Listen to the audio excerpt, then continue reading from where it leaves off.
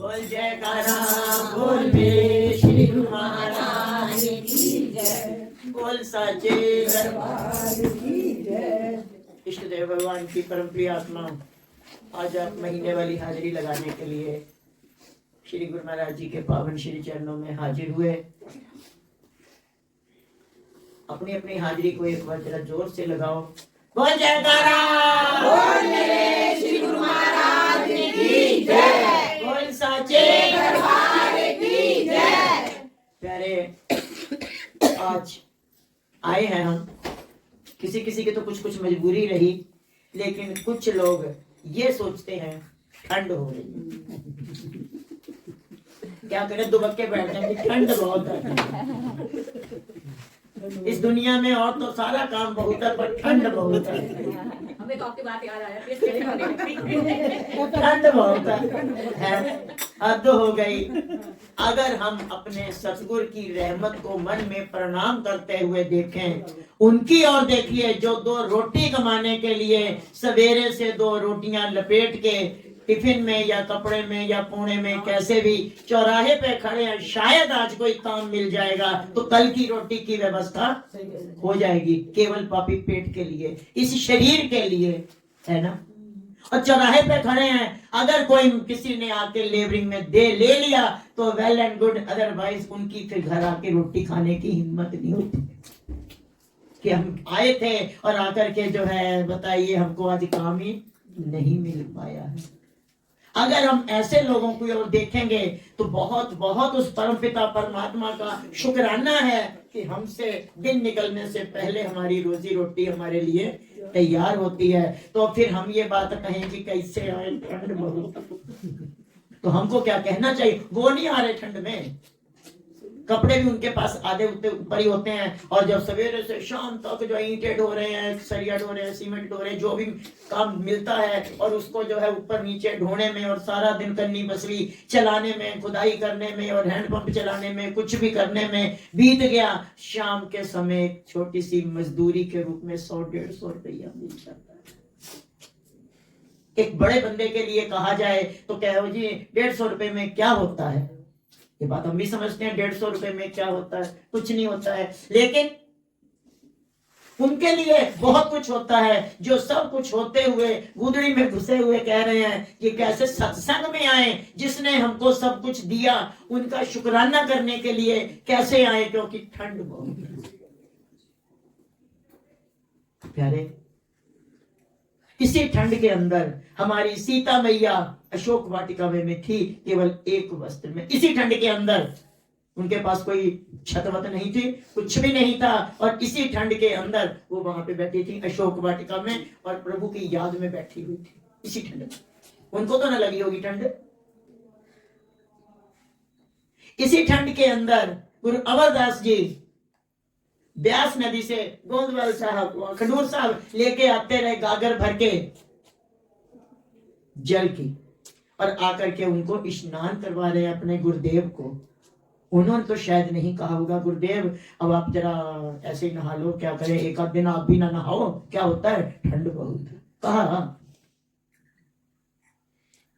इसी ठंड के अंदर वो लेते आते, रास्ते में पड़ती थी जुलाहे की खड्डी, और वहीं से जाते थे महापुरुष जल भर के, और खाली हाथ जाते थे गागर को लेके, और वहां से भर के वहां से जल से सिर पे लेके आते थे, और आकर के उसी गागर से अपने गुरुदेव यानी के श्री गुरु अंगद देव जी को स्नान करवाते थे।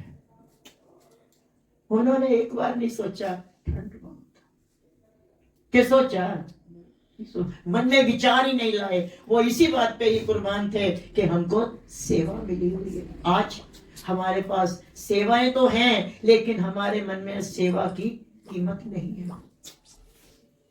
और जब तक हमारे मन में सेवा की कीमत नहीं रहेगी, सेवा को हम एक फल की इच्छा से करने लग जाएंगे, और वहां पे हमारा क्या होगा। आज वो द्वारिकाधीश आ रहा था इसमें कृष्णा में, तो वो अपने बालपन की बात बता रहे हैं, और बालपन में वो उनको भाभियों को, सतभामा को, जावंती वगैरह को, और ये कहते हैं बचपन में ना ये सुदामा जी ऐसे ऐसे थे। तो बात बताते बताते उन्होंने बताया कि इनको भूख बहुत लगती थी और भूख बर्दाश्त नहीं थी, कहते जब एक बार जो है चल रही थी हमारी क्लास और उसी बीच में गुरु माता ने आके कहा कि हवन में आप चेक कर लो कोई कमी तो नहीं रहेगी। उन्होंने गुरुदेव ने बच्चों से कह दिया, अच्छा विद्यार्थियों आप लोग जो है बाद में जो है तो इसको स्मरण करो, कंठस्थ करो और बाद में आप आ जाना भोजन के लिए। सुदामा जी कृष्ण से कहते हैं, कृष्ण वही गुरु माता हमेशा इधर से बांटना शुरू करती है, तो आज हम इधर ही बैठेंगे तो सबसे पहले हमको ज्यादा वाला मिल जाएगा। भगवान ने कहा सुदामा जरूरी तो नहीं। कहते जरूरी कैसे नहीं है, हर बार इधर से ही तो बांटा जाता है, इधर से ही तो गुरु माता लंगर बांटती हैं, आज भी इधर ही से बांटेंगे और हम पहले ही बैठ जाएंगे, हमको सबसे पहले मिल जाए। हो सकता है ज्यादा ही मिल जाए, पहला ज्यादा होगा तो ज्यादा भी हाथ में आ सकता है। सुदामा जी बालपन की बातें। लेकिन माता जी आई तो दूसरी साइड से बांटना शुरू कर दिया। इनके पास फिर वही एक पूड़ी और एक पूड़ी और वो थोड़ा सा। कहते हैं माता थोड़ा और तो दे दो ना। कहते आपने देखा नहीं कि विद्यार्थी के जीवन में एक लक्षण ये भी है, अल्पाहारी। भूख पर नियंत्रण करना सीखो। सुदामा जी धीरे से कहते हैं यही तो नहीं हो पाता है। लेकिन बाद में उन्हीं सुदामा जी ने कैसे नियंत्रण किया, खुद तो किया ही किया, साथ में बच्चों से भी करवा दिया। स्थितियां ऐसी बनती चली गई, बच्चे चिल्लाते ही रह गए, माँ थोड़ा और दे दो ना, माँ थोड़ा और दे दो ना। आज अगर हम अपने आप को उनके साथ तोले, कहाँ वो हमारे को तो ये भी लगता है भाई आज थोड़े समोसे हो जान, कल टिक्कियां खादियां सी, आज गोलगप्पे चाहिए ने, तो आज ए चाहिए था, जो बच्चे वो बच्चे कह रहे हैं 2 रोटी का सवाल है। कोई ऐसी इच्छाएं नहीं है उनकी, है ना। देखो अगर हम अपने आप को उन महापुरुषों के साथ कंपटीशन में लेकर के आते हैं तो हमें लगेगा, हमें शायद गहराई में जाने पे हमें अपने आप में शर्म आने लग जाए कि हम लोग कर क्या रहे हैं। कहते हैं हम अपने आप को बच्चे हैं, कहते हैं हम अपने आप को दास हैं, कहते हैं हम अपने आप को मालिक के शिष्य हैं, कहते हैं हम अपने आप को सेवक हैं। सेवक में सेवकाई तो हमने अभी शुरू भी नहीं की, सेवकाई तो बहुत दूर पड़ी है, सेवकाई के तो हमने कदम पास भी नहीं गए। हम अभी तो हम केवल एक अपनी दिनचर्या बनाने के लिए ये कर लिया, वो कर लिया, ऐसे कर लिया, वैसे कर लिया, ये कर कर दिया, ऐसा कर, बस हो गया। सेवकाई के तो पास भी नहीं गए अभी। सेवपत्र की उन्होंने अमरदास जी ने, जिनकी बात चली ही थी, खड्डी पे जो जुलाहा और जुलाही रहते थे वो अक्सर काउंटिंग कसते थे। देखो ये निथावा अमरू, निथावा मतलब जिसका कोई कांटी कांटा नहीं, जिसका कोई आगे पीछे नहीं, तो ये निथावा अमरू गुरु घर में पड़ा 2 रोटी के लिए। दुनिया बकवास बहुत करेगी और ये मान के चलना, जितने निंदक लोग हमारी निंदा करेंगे उतने ही हमारी सफाई होती चली जाएगी। कोई मेरे से कह देता आपके लिए किसी ने ऐसे कहा, ऐसे, अरे अच्छा ध्यान तो होता नहीं, बिना सिमरन के ही हमारा गुजारा हो जाएगा। असली काम तुम्हारा वही कर देते हैं, मैल धोने वाला, बगने लो, हमें कोई परवाह नहीं, अच्छी बात है, उनको पास में आके रहना चाहिए। एक दिन वो एक घटना घट गई, जा रहे थे और वहां से जल भर के ले आए और ले करके आए और आकर के जो है बरसात सी भी हुई थी। उन्होंने नहीं कहा जी आज हवा चल रही है और बरसात भी हो गई है, ठंड बहुत है, नहीं कहा उन्होंने। और लेके आ रहे थे, मिट्टी गीली होने के कारण फिसल गए और वो जुलाहे की खड्डी में गिर गए। जैसे ही उसकी खड्डी में गिरे तो अंदर से जुलाहा बोला, अरे ये बाहर कोई गिर गया है लगता, कौन गिर गया लगता, खड्डी में ही गिर गया है। तो जुलाही बड़े उससे बोली, अरे वही निथावा अमरू जिसका ना आगे ना कोई पीछे और 2 रोटी के लिए गुरु घर में पड़ा हुआ है और उसकी वही गिरा होगा। पर मुझे तो ये नहीं समझ में आती कि उसके गुरुजी को भी तरस नहीं आ रहा, वो इसके साथ ऐसे ऐसे व्यवहार क्यों कर रहे हैं, इस उम्र में उसके साथ इतनी सख्ती क्यों कर रहे हैं। ये शब्द अंगद देव जी ने सुन लिए। एकाएक उनके मुख से निकला, झल्लिए तुम मेनू तो कुछ भी कह लेती, अर्थात तुम मुझे तो कुछ भी कह लेती, तुमने मेरे गुरुजी पर उंगली कैसे उठाई। जल को गिरने से बचा लिया था, जितना थोड़ा बहुत छलक भी गया और जल को रखा सिर पे, वापस चले गए, स्नान कराया, सब कुछ हो गया। और इधर सच में ही वो जुलाही पागल हो गई, लगे कपड़े फाड़ने, बाल नोचने, जो भी आ जाए सामने उसी को पत्थर दे मारे, क्योंकि झलिए अर्थात पागल कहा था उन्होंने, और वो पागल संत का कहा सहज सुभाए और संत का कहा बिरला न जाए। सहज में इमाम कृष्ण बोल देते हैं, और सहज में जो बोल देते हैं वो फिर उस वाणी को भगवान भी टाल नहीं सकता। तो वही हुआ। और जैसे ही पागल हो गई तो पूरे नगर में शोर मच गया, अरे जुलाही पागल होगी, जुलाही पागल होगी। किसी ने जाकर के गुरु महाराज जी के पास, गुरु अंगद देव जी के पास ये खबर कर दी कि वो आपका वो अमरू निकला था और उसने ऐसे पागल करके कहा, और तब से वो, जब से उसने पागल कहा तब से ये जुलाही।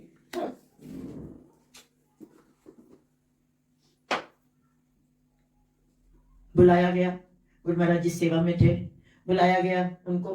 हाँ जी, क्या कोई बात हुई थी? कहते कब? बोले सुबह। आज आप गिर गए थे? कहते जी प्रभु, मैं जल लेकर के आ रहा था तो वो बरसात हो रही थी ना, वो थोड़ी मिट्टी फिसल रही थी, तो शायद गीली मिट्टी होने के कारण मैं इसकी खड्डी में गिर गया था, और इसने ऐसे ऐसे मुझे बोला। लेकिन जब इसने आपके लिए ये शब्द बोले तब जरूर मेरे मुंह से निकला, झलिए तूने मुझे तो कुछ भी कहती रहती, पर तुमने इनको ऐसे क्यों कहा? मेरे गुरुदेव पे उंगली क्यों उठाई? आज गुरुदेव प्यार के सागर में आ गए हैं, दया के समुद्र में आ गए हैं, और उसी समय उठे, अपने आसन से नीचे उतरे, और उतर करके उन्होंने अमरदास जी को अपने गले से लगाया और दे आशीर्वाद, दे आशीर्वाद। ये निथावा नहीं, ये थाओं की था है, बेआसरों का आसरा है, दया दीनों का सहारा है। और अब गुरु महाराज जी आशीर्वाद देने पे लगे हुए हैं। और असली पहचान भक्ति की क्या होती है? कोई तारीफ मेरी कर दे, अरे गार्गी ने तो भजन बड़ा अच्छा गाया, मैं फूल के कुप्पा हो जाऊंगी, मेरे भजन की तारीफ हुई है। लेकिन भक्ति प्यारे ये सिखाती है कि जैसे जैसे कोई तारीफ करती जाए तैसे तैसे झुकते जाओ। मीठा बोलना, निम चलना, अर्थात मीठा बोलना और झुक के चलना। झुक के का मतलब ये नहीं कि सोटियां उठा लो डंडी से चलना शुरू, पता नहीं ना तुम लोगों का भी उल्टा असर हो जाता कभी कभी। पता चला घर जाओ सब लोग छोटी लेके झुक के चलना शुरू कर दो, तो घर वाले भी पूछेंगे भी हुआ क्या, ये डंडी का पकड़ ली, ये डंडे का सहारा अभी से क्यों पकड़ लिया? इसलिए पकड़ लिया तो भाई साहब मेरे को घर से आके यहाँ भी आके निकालेंगे, क्या हुआ तुम मेरी बेटी को सोटी का ही पकड़ा दी। तो झुक के चलने का मतलब, ये झुक के मतलब मन से झुकना है, विचारों से झुकना है। ऐसा नहीं है वो सोटी लेकर चुप के चलना शुरू कर दो, ऐसा कुछ नहीं करना। लेकिन हम तो हम है ना, हमारी तो क्या बात है। हमको गुरु महाराज जी ने बढ़िया से बढ़िया कपड़ा दिया, बढ़िया से बढ़िया भोजन दिया, बढ़िया से बढ़िया खान पान दिया, बढ़िया से बढ़िया छत दी, और आगे से आगे इस विषय में मुझे इसकी मम्मी, मोहन की मम्मी याद आती है। चाहे घर की कंडीशन कैसी भी है, सब जानते हैं उतार चढ़ाव जिंदगी में आते रहते हैं, घर की कंडीशन कैसे भी है, अगर उनके पास एक पैकेट बिस्किट का चला जाए तो उनके मुंह से छोटे एक बात निकलती है, अरे मोहन आज मैं इन बिस्कुटों को याद कर रही थी, तू ये ले आया। श्री गुरु महाराज जी की बड़ी कृपा है। क्यों भाई? छूटते ही आंटी के मुंह से ये बात निकलती है कि गुरु महाराज जी आपकी बड़ी कृपा है, मैं तो ये बिस्कुट कह ही रही थी पर मैं इसको कह नहीं पाई, और ये बंदा जो ये बिस्कुट लेकर के आ गया। श्री गुरु, ये नहीं कहा मोहन की बड़ी कृपा है, मोहन कौन हो सकता है, वकील है, ऐसा कुछ नहीं। श्री गुरु महाराज जी की बड़ी कृपा है। वो बता रहा था कि एक दिन जो योगेश एक नमकीन का पैकेट ले गया, माता को वो पसंद होगी, थोड़ी सॉफ्ट होगी, उस नमकीन को देखा तो कहते हो मेरे पास बाई चांस फोन पे बात हो ही रही थी तो मेरे को ही बता दिया। कहते भाई जी श्री गुरु महाराज जी की बड़ी कृपा, मैं वो नमकीन को याद कर रही थी, योगेश लेके ही आ गया। और हमने कभी उनकी कृपा याद की? हम तो एक ही बात याद कर रहे हैं, ठंड बहुत है। तो ये ठंड आएगी जाएगी, अब तो ठंड पड़ती नहीं, यही हफ्ता का है, लोहड़ी वोड़ी के बाद कम पड़नी शुरू हो जानी है, यही 4-5 दिन है ठंड के, इसी में ही हम परेशान हो रहे हैं। पहले पड़ती थी पूरे 4 महीने, लगता था चौमासा, फिर 4 महीने की बरसात चलती थी, और तो आज का तो रह ही कुछ नहीं गया, अब तो है ही कुछ नहीं। और इसी में ठंड बहुत है, ठंड बहुत है, अरे रोटी भी ना खाओ ना, ठंड बहुत है, चाय भी ना पियो, ठंड बहुत है, बैठे रहो तुम भले, तुम्हारी रजैया भली, ठंड बहुत है, खा भी लिया पी भी लिया। जो दफ्तर जाने वाले हैं, अब ये मिठा लग गया, आज कहेंगे ठंड बहुत है, ठंड बहुत है, और जब ड्यूटी जाते थे तब नहीं कहा ठंड बहुत है, बाकी के घर के लोग कहते रहे भी ठंड बहुत है, पर तुम सबके हस्बैंड वगैरह जिनको ऑफिसों में जाना है वो कहते हैं ठंड बहुत है, जाना तो जाना है, और उनको भेजने के लिए तुम्हें भी उठना है। तुम भी कहो ना सो जाओ, क्या करना ड्यूटी जाके, ठंड बहुत है। जब प्यारे इस छोटी छोटी चीजों के लिए हम ये सारी बातें नहीं सोचते कि ठंड बहुत है, तो फिर क्या हमने सत्संग के लिए, भजन के लिए, सिमरन के लिए ये ठंड का सारा खाता उसी में डाल रखा है क्या, सत्संग सेवा सिमरन में? ठंड तो आएगी चली जाएगी, ठंड क्या कहेगी? तब तो फिर वही भोलेनाथ पे जो पानी चढ़ा के जूता मारने वाला था वही बढ़िया था, उसने नियम तो नहीं तोड़ा अपना। उसने नहीं कहा बरसात वाली में भीग जाऊंगा, ठंड बहुत है कि गर्मी बहुत है, जूता तो मारना भाई, भोलेनाथ तो रह कैसे जाएगा, मारना तो मारना।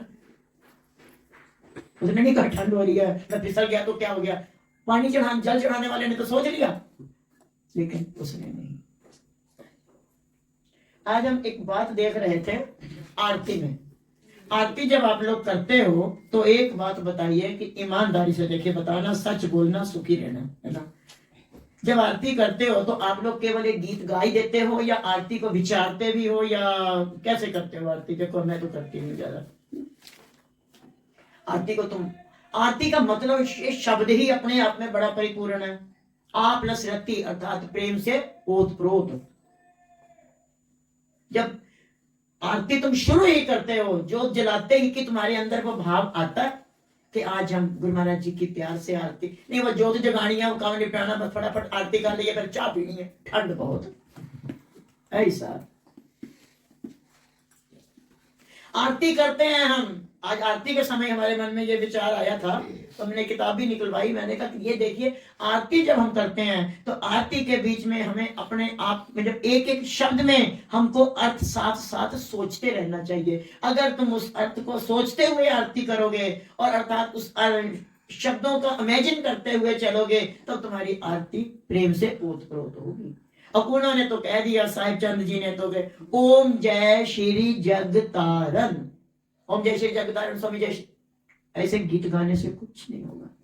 जगतारण मानो कि ऐ मेरे मालिक, तुम सारे संसार को तारने वाले हो, सारे संसार का बेड़ा पार करने वाले हो। कहते तो है तारना है, तारना है, हे परमात्मा तुमने हमें को तारना है। मेरे को कोई नदी वदी दिख नहीं रही, कहां से तारेंगे? कहां से तारेंगे? किससे तारना है? कहते हैं हमको भव सागर से पार कर दो। भव सागर हमने आज तक बहुत से सागर उसने भूगोल में भी देखे हैं, खगोल में, उसमें ग्लोब में, नक्शे में प्रशांत महासागर है, हिंद महासागर है, अटलांटिक महासागर, पर ये भव सागर उत्तर, पूरा पश्चिम उत्तर कहीं दिखा नहीं मुझे मैप में। ये कहाँ पे है? पहली लाइन में फंस गए हम तो। जगतारण, तारना कहां से है? जगतारण तो आ गए वो। एक बार श्री गुरु नानक देव जी को सबको पता ही है, सब गाते ही हैं, बाबे नानक ने जग तारा, गुरु नानक देव जी ने सारे संसार को तारा। एक नशेड़ी बंदा मेरे जैसा पियक्कड़ बैठा था नदी के किनारे, और उसने प्लास्टिक के जग में ले रखी थी, और साथ में एक गिलास था उसके पास कांच का, और डाले जा रहा था, पिए जा रहा था, डाले जा रहा था, पिए जा रहा था, और लास्ट में जब खत्म हो गया तो जग उसने दे मारा नदी में। कहता वाह बाबा नानक जी ने जग तारा। तो जग तारण की जब बात कही है मालिकों को, तो जग तारण वही प्लास्टिक का जग, कौन सा जग तारना है, कहां से तारना है, किससे तारना है? और ये हमको ये आप बता दीजिए। कहीं नदी पार्क में तो नहीं है ना? आपके घरों के आसपास कहीं नदी हो? अनंत पर्वत तो नदियां दे ढेर लगे, कहाँ पे कोई नदी वदी है? तो किससे तारना है? सरकार ने ऊपर वैसे पुल बना रखे हैं, उसी तो खुद ही तर गया, तो कहां से तारना है? कहां से है उन्होंने? ये भवसागर कहां पे है? देखो ये मैप में मुझे तो पढ़ा दिखा नहीं, पर 82 तक मैंने कहीं भी भवसागर की नक्शे में नहीं देखा। सुना तो है नाम, हमने खोजा था, हमको मिला नहीं। भवसागर कहाँ है? संसार सागर। इस संसार सागर को भवसागर बताई दे रही। दुखों का भवसागर। एक और बोलिए, और कोई बोल पड़ो। जन्म मरण के, जन्म मरण का भवसागर। और कोई? मुक्ति दे, आत्मा। बहुत ज्यादा ज्ञानी बनोगे तो। असल में जो भव सागर का नाम है थोड़ा सा टेढ़ा हो गया। ये नाम था पहले भय सागर। भय। हम या तो भक्ति करते हैं डर से, और या फिर करते हैं भाव प्रेम से।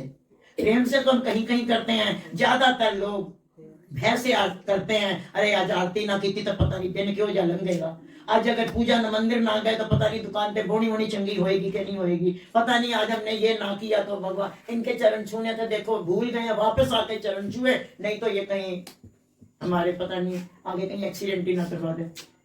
उन्हें कहाँ फुर्सत पड़ी है कि देखते फिरे तुम कहाँ जा रहे हो और क्या कर रहे हो, कहाँ तुम्हारी टांग तोड़नी है, कहाँ क्या, ऐसा उनको कुछ नहीं। लेकिन हमारे अंदर एक भय है, हमारे अंदर एक डर है, और उस डर के नाते से जो हम भक्ति करते हैं, तो सतगुरु जब आए हैं ओम जय श्री जग तारण, वो हमको इस भय के सागर से मुक्ति कर, भय भव सागर एक ही है, उसको जो है भव को भय से लगा दिया गया, उसी का टूटा हुआ रूप है। तो इस भव सागर में को तारने में केवल एक ही बात है, हमको डर से अलग करना है। उन्होंने खुले रूप में एक खविंदिया पविंदिया विच्चे विच मुक्त, खाओ पियो आनंद करो, बस जिस सिमरन करते रहो तो अड्डा बेड़ा पारिया, अर्थात भव सागर से तुम पारी हो, अर्थात इस डर से तुम निकल पड़े। जब तुम्हारे पास कोई डर नहीं होता। अच्छा एक बात बताइए, आप, मुझको नामदेव जी की याद आ गई। नामदेव जी एक बार कहीं ऐसे विचरण करते हुए जा रहे थे, तो रास्ते में उनको कहीं रात पड़ गई, अजीब सा एरिया था। तो उन्होंने जो है एक पूछा, कुछ बच्चे घूम रहे थे, बच्चे मन चले थे, अपनी किस्म के थे, उनसे पूछा उन्होंने, बच्चों यहाँ पे कोई ऐसी जगह है जहाँ पे रैन बसेरा हो सके, जहाँ पे मैं आज की रात रुक सकूं, मुझे रात काटनी है, सवेरे मैं चला जाऊंगा। मन चले बच्चे थे अपनी किस्म के। तो एक ना वो था, धर्मशाला सी बनी हुई थी, पता नहीं कब की बनी थी, काफी समय से उसमें कोई गया भी नहीं था, और अगर कोई वहां पे जाता था तो सुनने में आया वो अंदर फिर बाहर नहीं आता था। खैर, और बच्चों ने कह दिया हाँ ये जगह आपके लिए सुरक्षित है। और ये बात प्रसिद्ध थी कि वहां पे एक कोई भूत रहता है, ये देव रहता है, जो रात को जो आता है उसको कच्चे खा जाता है। और बच्चों ने उनको वही जगह बता दी। अब वो क्योंकि भाव सागर से या भय सागर से पार थे, हम उनकी जगह पे हम में से कोई होता तो अकेला सुनसान एरिया, इतनी बड़ी धर्मशाला में अकेले में हम अब डर गए ना, और डरते रहते राम राम एक राम राम दो राम राम, अरे डर डर राम राम राम राम राम सीताराम सीताराम, जय हनुमान ज्ञान गुण सागर, सारी रात हम यही कुछ करते रह जाते, क्योंकि हमारे अंदर एक डर है कि हमको वो देव खा जाएगा। लेकिन वो डर से पार थे। रात ठीक है, वो बैठे वो वैसे भी चिंतन करते थे और वैसे भी करते रहे, और चिंतन करते रात को जैसे ही लेटे तो वो देव जो था वो प्रकट हो गया। अब उनकी जो दृष्टि थी वो बदल चुकी थी। अब हम लोग होते तो कहते अरे भूत आ गया, भूत, भागो भागो भागो भागो, आधी रात तो भाग लेते, और हम आगे आगे भूत पीछे पीछे पकड़ लेता, हाथ लंबा कर। लेकिन अब वो नामदेव जी थे, नामदेव जी को डर नाम की चीज नहीं थी, वो भय के सागर से पार थे, बल्कि औरों को पार करने वाले थे। तो वो डरे बरे कुछ नहीं। और उनको जब देखा ऊंचा लंबा, बड़े बड़े दांत निकले हैं, अजीब से हाथ हैं, गुरबाणी के अंदर उसका नाम भी आया हुआ है। बोले प्रभु कितना सुंदर तुम्हारा रूप, कितना सुंदर तुम्हारा चेहरा, कितना ओज तुम्हारे चेहरे पे, पर ये क्या भले विराजे लंबकनाथ, ये लंबकनाथ कहीं बन गया। जैसे उन्होंने जो है उस देव की उपमा भगवान, क्योंकि वो विठल जी को मानते थे, देव की उपमा विठल जी से अर्थात कन्हैया से की, वो देव भी कन्हैया के रूप में प्रकट हो गया। और तो कोई चिंता की बात नहीं, कोई डर की बात नहीं, कुछ नहीं। सवेरे दिन निकला, आराम से निकला, बाहर सब लोग देख रहे थे ये अंदर से बाहर कैसे आ गए, रात को इनको मिला नहीं। और उसके बाद वो धर्मशाला चालू भी हो गई। क्यों? क्योंकि वो भाव भय के सागर से पार हुए थे, खुद तो थे ही थे, औरों को भी पार करने वाले थे, देव को भी पार कर दिया उन्होंने। हमें जो डर समाया पड़ा हमारे अंदर, एक छोटी सी बात एक बच्चे की याद आ गई। एक राजा था, उसका एक ही बेटा था। राजा बड़ा धर्मात्मा, बहुत गजब का धर्मात्मा था, परमात्मा को मानने वाला और सब कुछ। उसका ना प्यारे एक सपूत था, महामूर्ख, सबसे गया बीता था। राजा ने उस राजकुमार को बेहद पढ़ाने की कोशिश की, लेकिन उसके इस गजब का जो दिमाग था ना, मूर्खों वाला, उसमें कुछ घुसा ही नहीं, कुछ नहीं घुसा। हार के राजा ने उसको एक दूर के विद्वान जी के पास पढ़ने के लिए भेज दिया। वो 1 साल तक प्यारे वहां पर रहा। 1 साल के बाद जब वो वापस आया, तो वापस आने के बाद उसने जैसे पिता को प्रणाम किया, तो पिता ने पूछा, बेटा क्या क्या सीखा तुमने? 1 साल से तुम गुरुजी के पास थे, तो तुमने गुरुजी से क्या क्या सीखा साल भर में? बच्चे का जवाब था, पिताजी, हाथ जोड़ के बड़े अदब से कहता है, पिताजी मैंने ना अपने गुरुजी से कुत्तों की भाषा सीख ली है। राजा ने मारा सिर पे हाथ, बोले दिमाग खराब है, 1 साल तक तुमने कुत्तों की भाषा सीखना था। बड़ा बेचारा दुखी हुआ राजा कि 1 साल गया पढ़ने के लिए, 1 साल की जिंदगी 365 दिन इसने कहाँ बिता दिए? कुत्तों की भाषा सीखने में।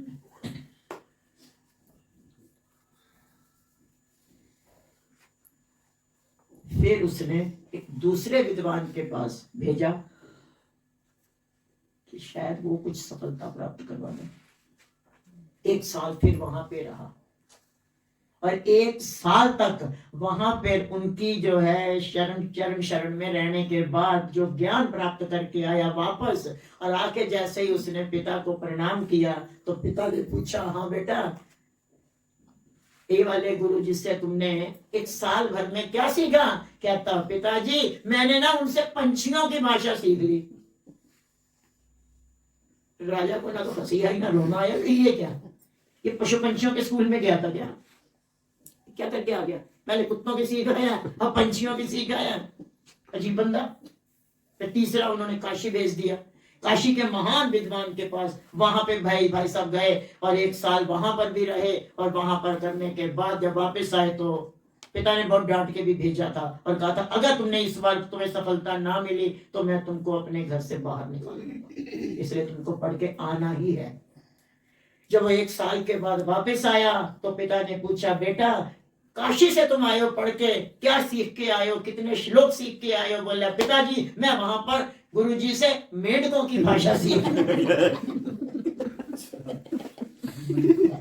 जो राजा को गुस्सा आया, उसने 2 इधर मारे, क्योंकि शाम हो रही थी, रात तो उसने काटी, और सवेरे उठते सारे नौकरों से कहा, इसको घर से निकालो, पहले ये कुत्ते की, पंछियों की, मेंढकों की, चूहों की भाषा सीखता पहले, भेजा इसको जंगलों में, वहां बच्ची कुछ भाषा भी सीख लेगा। अब वो सीखने के लिए चला गया, जंगल, बीच जंगल में जाके उसको छोड़ के नौकर वापस आ गए। वो चलता चला जा रहा। आगे जब वो गया तो उसको एक धर्मशाला मिली। धर्मशाला का भी किला सा बना हुआ था, और उसी में ही जो है धर्मशाला बना रखी थी। वो बच्चा वहां पर जाकर के किले के मालिक से कहता है, मुझे आज की रात रुकना है, रुक सकता हूं?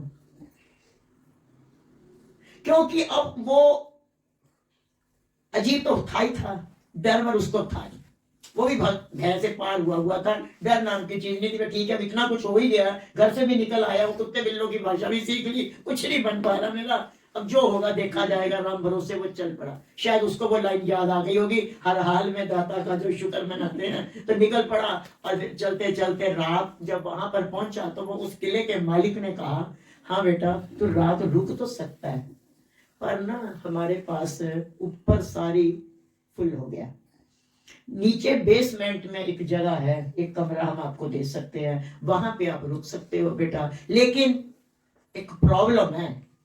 कहता क्या प्रॉब्लम है? कहता वहां पर ना कुछ जंगली कुत्ते रहते हैं, और जो भी वहां जाता है फिर वो सवेरे चीरे फाड़े मिलते हैं, हमको कोई बंदा आज तक जिंदा मिला नहीं है। अब उसके पास वो गुर था। कहता मुझे कोई टेंशन नहीं, आप मुझे भेज दो, नीचे भेज दो कुत्तों के पास ही, पर कुछ कुत्तों को खिलाने के लिए दे देना, रोटी या जो भी होगा ना, कुत्तों को खिलाने के लिए कुछ दे देना, और मैं जो है रह लेता हूं जैसा भी है। अब क्या था प्यारे, औरों को देख के कुत्ते भी भौंकते थे, लेकिन इसको देख के कुत्ते भी नहीं भौंके, क्योंकि हम जानवर को ये समझते हैं कि शायद ये जानवर है, ऐसी बात नहीं। सोचने देखने समझने की शक्ति सब में होती है। वहां मिन्नी कुटिया के सामने हमारी एक प्रेस वाली रहती थी, उसका एक कुत्ता था मोती। वो उस गली में अगर कोई भी भगवे कपड़े वाला निकल जाता था ना, तो वो गली के परले मोड़ पे भौं भौं करके उसको छोड़ के आता था। और मैं और स्वामी जी हम लोग सामने घूमते रहते थे, तो हमारे बीच में घूमता रहता था। कारण ये जानवर भी हर चीज को समझ जाते हैं कि ये जो सामने वाला व्यक्ति है ये क्या करना चाह रहा है। अगर तो ये आप उसको मारने की दृष्टि से जाओगे तब वो आक्रमण करेगा, नहीं तो जो है, समझ रहा था वो भी, पर उस पर कुत्ते भौंके नहीं, फिर भी चला गया वो। उसने जाकर के वो जो रोटी राटी जो भी मिली होगी जैसे ही कुत्तों को खिलाई, और वो तो चले गए छोड़ के, क्योंकि उनको अपना डर था, वो तो भाग गए। और ये अपना उसको खिलाता रहा और रात भर में वो कुत्तों के बीच में ही सो गया। कुत्तों से उसकी बातचीत होती रही। जो भी बातचीत हुई है कुत्तों की भाषा तो वही जानता, हम तो जानते ना। सवेरा हुआ, वो बंदा बाहर आया। मालिक ने ऊपर से नीचे तक देखा, ये बंदा ठीक ठाक है। कहता तुझे कुत्तों ने कुछ नहीं कहा? कहते हाँ कहा था ना, उन्होंने मुझे कुछ बताया था और मैं उनकी बात को समझ गया था, तो मैंने उसको कह दिया था कि ठीक है तेरी बात के ऊपर जो है विचार किया जाएगा। नहीं लगता है ये दिमाग से गया बीता है, ये कुत्तों को समझा के और कुत्ते समझ गए, जंगली कुत्ते इसकी बात भाषा समझ गए और ये उनकी समझ गया। वैसे एक बात बता, कुत्तों ने तुझे कहा क्या था और तूने उनको क्या समझाया? कहते कुत्तों ने एक बात मेरे से ये कही थी कि यहाँ पर हमारे सेठ का दबा हुआ बड़ा जबरदस्त खजाना रखा हुआ और हमको उनकी निगरानी में बिठा दिया गया, और जो भी कोई आता है तो हम सोचते हैं कि शायद उसको लेने आ रहा है, तो हम सोच देते हैं। और तेरे को देख के लगा था कि ऐसा कुछ नहीं है, इसलिए हमने तुम्हें कुछ कहा ही नहीं। तूने और हमें रोटी राटी खिला दी, बस अब हम तुम और हम दोस्त बन गए। मैं भाषा तो वो सीख ही गया था, दोस्त और बन गए। अब मालिक को समझ नहीं आई कि ये बात सही कह रहा झूठ कह रहा या मार खजाना। तो कहते अच्छा तुमने कुत्तों को क्या समझाया था, तुम बताओ। कहता मैंने कुत्तों को ये समझा दिया था कि आप चिंता ना करो, हम आपके इस खजाने को उठा के ना जहां भी आप कहते हो तो वहीं पे लगा देंगे। कहाँ लगाएं? वो कह रहे थे कि इसको धर्मार्थ लगा देना, इसी धर्मशाला की उसमें लगा देना। ये कुत्तों की भाषा समझ के आ गए बाबूजी। अब उनकी तो हिम्मत ना पड़ी नीचे जाएं, लेकिन ये जो था वापस कहता मैं भी लेके आता हूँ। नीचे गया और जाकर के एक बड़ा सा बक्सा उठा के ऊपर आ गया, खोला गया, उस ताले को तोड़ा गया, उसके अंदर बेशकीमती हीरे मिले। वो बंदा बड़ा खुश हुआ। उसका कोई संतान नहीं थी, उसने इसको अपना बेटा मान लिया और उस पैसों को जो खजाना था उसको उसी में लगा दिया, धर्मार्थ लगा लिया, कुछ थोड़ा बहुत उस बच्चे के नाम कर दिया, क्योंकि अब उसको भय नहीं था। बात भय से चली थी।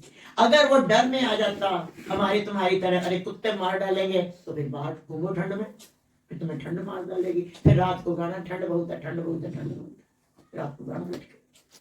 उसने ये सोचा मेरे साथ वैसे बहुत कुछ हो गया, जो होगा देखा जाएगा हरिहाल में, चलो जी। तो गुरु महाराज जी ने ये बताया गया ओम जय श्री जग तारण, सारे संसार को तारने वाला। वो प्लास्टिक का जग नहीं तारना, सारे संसार को तारने वाले। शुभ मग के उपदेशक, हमेशा अच्छी ही शिक्षा देने के सच्चे रहबर। शुभ अच्छे, मग शिक्षा, अच्छी शिक्षा देने के जो रहबर हैं, आप हमेशा आपकी जय जय जय। परमार्थ हित अवतार जगत में। अब आप ये कहोगे जी परमार्थ किसको कहते हैं, किसको कहते हैं वैसे? अच्छा यही बता दो, ये तो काम खत्म। अब परमार्थ कहते हैं किसको है? आरती तो बाकी के कल को गाएंगे, वो पूरी आरती का तो सालों लग जाएंगे अगर तुम सही शब्दों में इसका अक्षरी अर्थ करोगे तो। ये परमार्थ कहते, पहले तो जगतारण में इतना लंबा सारा बयान आ गया, अब जो है परमार्थ। परमार्थ किसको कहते हैं? दूसरों की भलाई। सबका हाँ जी नीलम, यही है भलाई के लिए कोई जो संत महात्मा आते हैं, परमार्थ संत महात्मा आते हैं तो क्या करते हैं? भलाई परमार्थ की करो। परमार्थ की भलाई वो कैसी होती है? अभी तो परमार्थ नहीं समझ में आया, ये परमार्थ की भलाई पे आ गई। परमार्थ का मतलब है पर प्लस अर्थ, दूसरों के अर्थ। पर अर्थ, दूसरों के अर्थ, उस विषय में इनको देखा। मुझे कोरोना होया और आगे ऊपर से नीचे कूदते फिर रहे। अरे भाई यहाँ कोरोना, लोग माँ बेटे को नहीं छू रही और ये मेरी चारपाई पे बैठ के अंदर पैर दबा रहे, गला दबा रहे, सिर सॉरी पैर दबा रहे, सिर दबा रहे, हाथ दबा रहे। अरे आंटी कोरोना कुछ नहीं होता। और मेरी अंदर ही अंदर गुरुमा जी से प्रार्थना रहते थे, गुरु महाराज जी कुछ नहीं होता, कुछ नहीं होता, कुछ नहीं होता। इतना सास तो कर देना इनकी बात को, कुछ भी नहीं हुआ भाई, देख क्योंकि इनके अंदर एक पर प्लस अर्थ, दूसरों के निमित्त एक, ठीक है हाँ, हमने दूसरों के निमित्त हम जो भी कर दे, भलाई हमने करनी है। ये नहीं कि एक बार एक स्कूल में बच्चे को टीचरों ने कह दिया क्लास में कि कल तुम सब लोग एक शुभ काम करके आना, तो दूसरे दिन ना कुछ बच्चे बहुत लेट पहुंचे, कुछ तो लेट आ गए, कुछ एक लेट पहुंचे। तो पूछा गया अभी तुम लेट क्यों आए?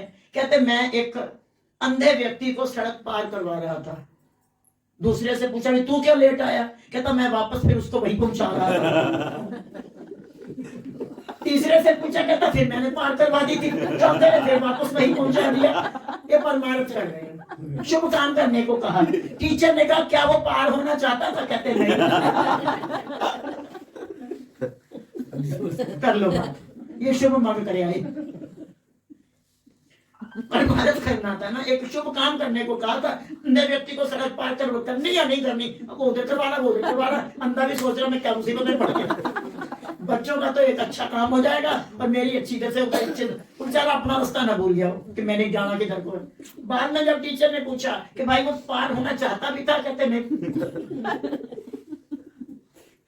कर लो। वो समय कैसा भी हो, कहीं पर भी तुम्हें लगे कि हाँ यहाँ पर तुम किसी की मदद कर सकते हो, पर थप से कूद पड़ो। ये नहीं है कि तुम किसी को ज्ञान बांट दो, किसी का कुछ कर दो, किसी में ढंग से भलाई कर। कोरोना काल में कितना गुरुद्वारे चलते ही रह गए, वहां होता रहा परमार्थ। उन्होंने नहीं सोचा कोरोना होएगा कि क्या होएगा, कुछ भी। कोई भी लंगर बता दो बंद हुआ हो, सारे मंदिर बंद हो गए, मस्जिदें बंद हो गई, लेकिन कोई भी गुरुद्वारा बंद नहीं हुआ। कि उनको कोरोना का डर नहीं था, वो अपने पास से दवाइयां भी दे रहे थे, क्रोसिन, पैरासीटामोल वगैरह जो उनसे बन रहा था वो कर रहे थे। उसको कहते हैं परमार्थ, अर्थात पर प्लस दूसरों के अर्थ। पर मतलब दूसरों के अर्थ, अपने आप को कुर्बान कर देना ही परमार्थ कहा जाता है। श्री गुरु महाराज जी ने यही तो कहा किया। आगरे में वहां तुम्हारे वहां तपस्या कर रहे हैं, नीम के पेड़ के नीचे बैठ के उसी की पत्तियां खा रहे हैं, और वो नीम के पेड़ में तो ठंडी हवा आती, नीम ठंडा होता बहुत। उन्होंने नहीं कहा दादा गुरु महाराज जी मैं उठ के अंदर चला जाऊंगा, ठंड बहुत कर रहे तो कर रहे। दादा गुरु महाराज जी शमशान से निकल पड़े, उन्होंने नहीं कहा था ठंड बहुत है, लेकिन वो सारी ठंड हमारे लिए ही आ गई है। परमार्थ का मतलब है हमें दूसरों के अर्थ अपने आप को कुर्बान करना, जो कि हमारे इन महापुरुषों ने हमको करके दिखाया। इसी को कहते हैं परमार्थ हित। अवतार जगत में हम सब के हित में आपने अपने आप को कुर्बान करने के लिए अवतार लिया, और हम जैसे भाग्यन को लगा दिया था पहले साहिब चंद्र जी ने मूर्खन को। तो दादा गुरु महाराज जी ने फरमाया गुरु की शरण में आके भी तो मूर्ख ही रह गए। तब उन्होंने उनके कहने पे लगाया हम जैसे भाग्यन को, हम बड़े भाग वाले हैं, हम बड़े ऊंची शान वाले हैं कि हमको नंगली साहब वालों की चौखट मिल गई है, हमको सतगुरु का दर मिल गया है, हमको उनका प्यार मिल गया है। तो प्यारे ज्यादा नहीं कहेंगे, टाइम तो बहुत ज्यादा हो गया, तुम लोगों ने कहा भी नहीं कि भाई बहुत हो गया। अच्छा वो आरती मैंने बंद कर दी, पूरी आरती एक एक शब्द को देखिए, पहले जग तारण में ही उसमें विचार करते ही हम कहाँ पहुंचे, और फिर परमार्थ वहां पे हम कहाँ पहुंचे। अगर आप पूरी आरती को सोच समझ के चलोगे तो तुम्हारी आरती बड़े प्यार से होगी। जरूरी नहीं है बड़ी लंबी चौड़ी ये पोथी तुमने सारी ही पढ़नी है, बेशक चंद लाइनें पढ़ना, लेकिन थोड़ा दिल से पढ़ना। किसी के आप सब यहाँ पे आए, श्री गुरु महाराज जी आपकी हाजिरी को स्वीकार करें, अपना प्यार बख्शें, अपना आशीर्वाद दें, और इसी के साथ ही हम इस वाणी को विराम देंगे। बोल जयकारा, बोल मेरे श्री गुरु महाराज की जय। इतनी जोर से देखो ना ही बोलो, ठंड बहुत है ना, थोड़ा धीरे बोलना। बोल साचे दरबार की जय, श्री नंगले निवासी भगवान की जय, दयालु परमहंस दयाल जी महाराज की जय, घट घट वासी भगवान की जय।